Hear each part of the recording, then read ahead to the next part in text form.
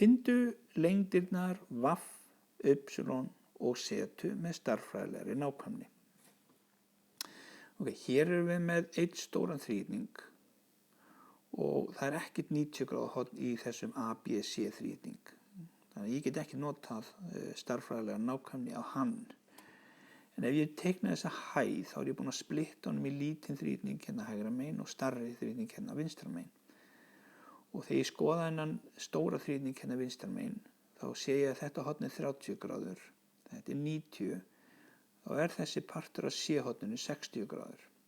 Kíkjum á hinn þríhyrninginn, þá sé ég að þetta horn er 60 gráður, þetta er 90, þá hlýtur þessi partur hér að vera 30.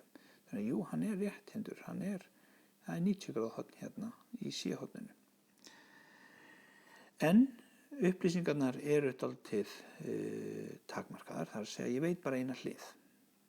En af því þetta er þessi sérstaki þríhyrningur þá get ég nú fundið allar hinar.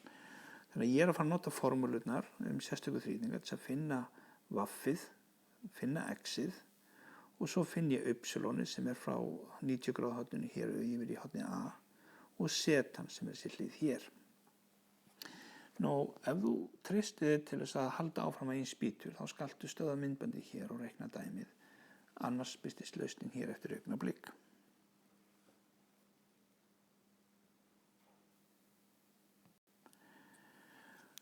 Finndu lengdirnar vaff, ypsilon og setu með stærðfræðilegri nákvæmni.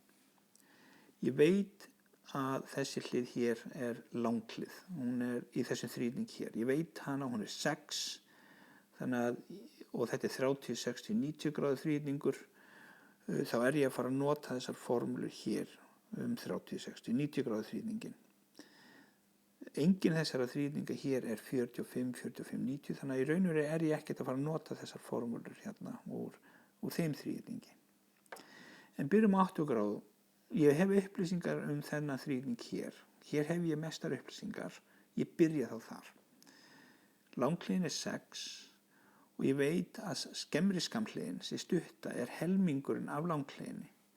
Þannig í rauninni set ég bara 6 hér inn fyrir langhliðina, jafnt og 2 sinnum A og deili með 2 báðum megin. Þannig fæ ég út að vaffið er helmingurinn af 6 eða 3. Lengri skammhliðin sem er merkt x hérna, sem er þessi hæð, hún er þá skemmri skammhlið sinnum rótin af 3. Það er að segja, skemmri skammhlið sem er 3 sinnum rótin af 3. Hún er þá 3 sinnum rótin af 3. Ég er þá komið með allar hliðarnir í þessum þríhyrning hér, get þá farið að einbeita mér að þessum þríhyrning hérna vinstra megin, þessum stærri. Þessi hlið sem ég veit í þeim þríhyrningi er minnsta hliðin. Hún er skemmri skammhliðin. Hver er þá langhliðin? Jú, hún er tvöföld þetta hér. 2 sinnum 3 sinnum rótin af 3. Og hvað er 2 sinnum 3?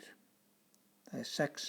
Þannig að 2 sinnum 3 sinnum rótin af 3 verður þá 6 sinnum rótin af 3. Þannig að hér er sú lengd komin. En hvað er lengri skammhliðin, þessi ypsilon? Jú, hún er skemmri skammhliðin, 3 sinnum rótin af 3 sinnum rótin af 3.